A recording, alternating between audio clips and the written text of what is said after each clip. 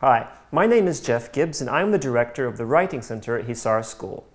This year, we conducted a project with the middle school students in celebration of our 25th anniversary. We are a school that focuses on 21st century skills, and we want to include STEM, science, technology, into every aspect of our curriculum, including creative writing. Fifth grade, in coordination with the science department who was studying the moon at the time, wrote a story about what would the world be like if the moon suddenly disappeared. The first fifth grade story about the disappearance of the moon is from Irmak Gökdere. My name is Anala Armstrong, and I am the daughter of Nellie Armstrong. My mom is the first astronaut who stepped on the moon on the 20th of July, 1969. I was just 1 year old when this happened, so I don't remember all the details of our moon landing. Now, I'm going to tell you about another adventure, also about the moon, which I do remember very well. This happened when I was in high school. On a regular school day, when I was just leaving school, I heard my friend's father, Galazanya Galaki, talking about stealing the moon that night at full moon. He can't do that, I thought. My mom's eternal footsteps will be gone, and she will be so sad. Galazanya had the power to teleport things, even to far places in the universe. He said if he can teleport things anywhere, he could put the moon on top of Pluto, just for fun. I heard Galazanya's weird laugh. So I went home and started explaining all of this to my cat, Biscuit. I knew I could count on her to help save the moon from the evil Galazanya. We have to stop Galazanya before he steals the moon, I said to Biscuit. Biscuit and I can talk, just like two good friends. Biscuit was already ready to go before I could finish my words. So I told my mom that Biscuit and I will go to stay at my friend Yılını that day. Okay, honey, she said. Don't be late. I packed my backpack and we left on a mission to save the moon. In half an hour, we arrived at the foot of the North Mountain. I put Biscuit in my backpack, and after 2 hours of climbing, we found Galazanya's castle.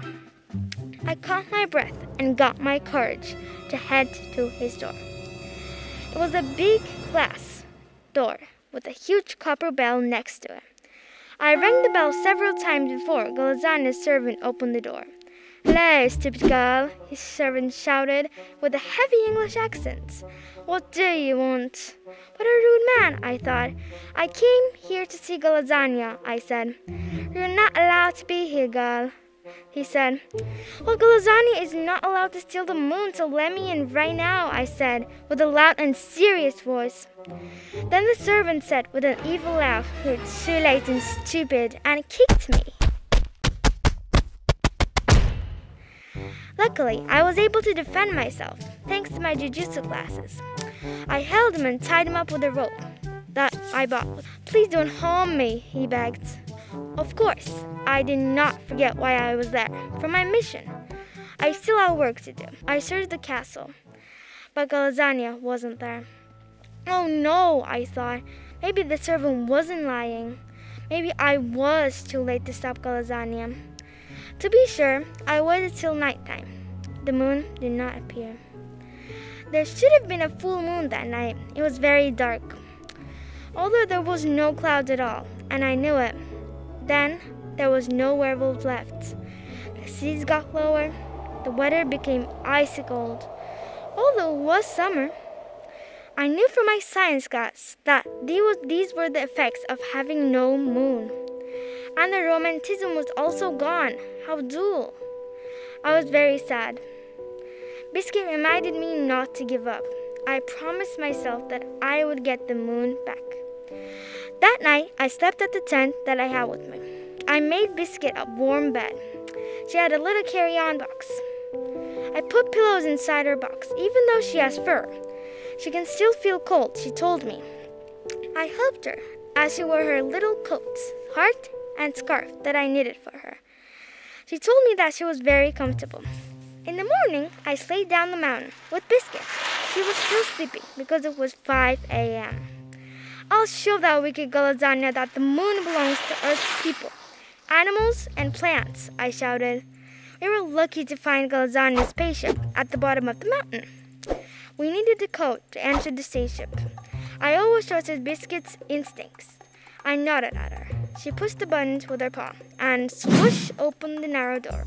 Inside, we deciphered the instructions manual and started the engine. In a few seconds, we were flying in space. I couldn't believe that I was dreamless. What an adventure! We had to arrive at the right coordinates before we could save the moon. When we finally arrived at the right place, I pushed the red button named Put the Moon Back. As if, by a miracle, the moon came back. The seas got higher, the werewolves returned, the weather got calm, romantic couples chatted happily. We safely landed on Earth and came back home very tired. I told my mom all about my adventure. She was very grateful and even started planning another trip to the moon to put her footsteps back.